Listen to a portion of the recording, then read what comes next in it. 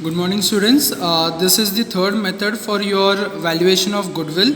We are going to start with fair value of share, that is fair value method.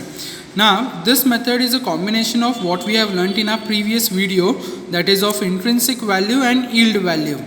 This yield value is combination of both the methods what we have learnt under yield method, that is rate of return as well as price earning ratio. Now, this is an average of both the methods, that is what we have divided by 2. That is what intrinsic value plus yield value divided by 2. Now we'll have a certain thing with regards to the concept of it. They have given over here. Fair value of share is a combination of both the net asset method and yield method. It is a simple average of intrinsic as well as yield value of share. Now, by taking both the advantages of both the methods, they have built up this method, that is what now fair value of a share. Now, I have posted you one problem accordingly, okay, with regards to be written as in a book. Okay, we'll just have to analyze this problem and let us know what all the details they have given in this problem. Now, the concept or the analysis of the problem goes like this way. Now, they have given us the balance sheet, which is with regards to your equities and liabilities as well as the total assets. Now, whichever is required information, only that has to be accepted from this problem. And then we have to derive both the methods, that is net asset method and yield method. The problem comes for 15 marks. Clear? Now, we'll just have a look onto the balance sheet, what they have given. So, they have given us shareholders fund, that is in combination of share capital, that is 20,000 shares of rupees 10 each. And then they have given us reserves and surplus. They have given us current liability, and the total of liability has come down to 3 lakhs. Sorry. The next one is assets they have given, that is tangible fixed assets and then the current assets.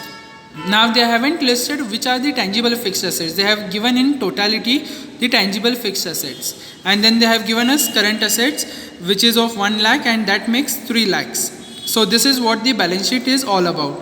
They have given additional information which is very important to solve the problem. Fine. So they have given us valuation of goodwill, fixed assets and current assets are valued at 30, 2 lakh 70 and 80,000 respectively. So this is the additional amount they have given to us. Now these are the amounts what we have to consider for our calculation purpose, not the balance sheet value, because these are market value. Fine. So they have given us the next information with regards to the average profit on basis of profit for the last 4 years. So they have calculated already the average profit and then they have given us. If they haven't calculated, we have to calculate it, the average profit according to the number of years. Okay.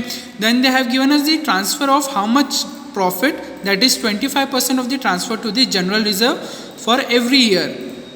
The market yield of similar type of share is what? 15%. So this is nothing but your normal rate of return. So this is the information what they have given to us.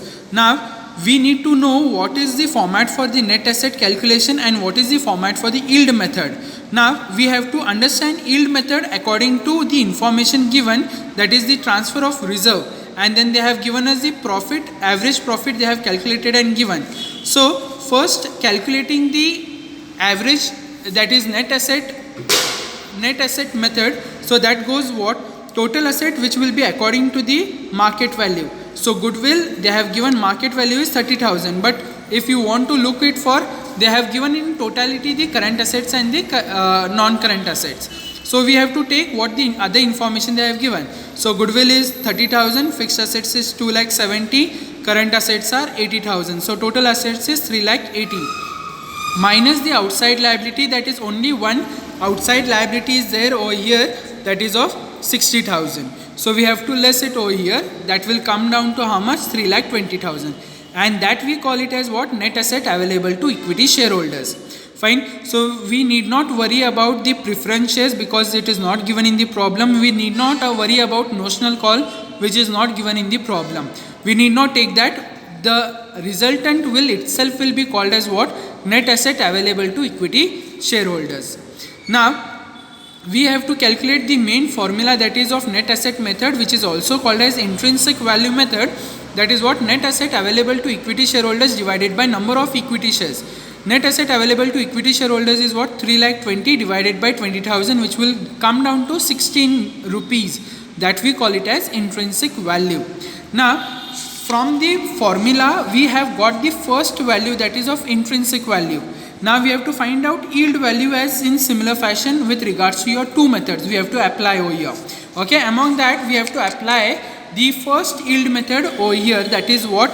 The rate of dividend. Because in this problem PE ratio is not given, so we have to apply what method of yield? That is yield on dividend basis. Now in this problem they have given us directly, that is of average profit before transfer to reserve. So that is 60,000, we have to less reserve, that is of 15,000 which is of 25% of 60,000, so that is 45,000. Applying the formula, that is what? Rate of dividend, profit available divided by equity share capital, that is what? 45,000 divided by equity share capital we require it over here, that is of 2 lakhs. So we will come down to 22.5 rupees as rate of dividend. Then apply in your main formula of yield, that is what? Rate of dividend divided by normal rate of return into paid up value of share. This is something fluctuated by your formula. It is same as what we have studied in a previous video. So it will come down to how much? 15 rupees per share, that is what? Yield method. Now we have got the second variable, that is of the formula, that is yield value. Now applying this formula we will get what? Now fair value of a share. So applying fair value of a share will be what? Okay, with a formula, that is intrinsic value plus yield value divided by 2, that is 16 what we have calculated, and yield is 15 divided by 2, we will get 15.5. You will get exactly the average of both. So this is what? The fair value of share, that is the fair value method. Now this problem comes for 15 marks. Okay, so students please go through it, okay, the video as well as the solution what I am sending it to you. Thank you.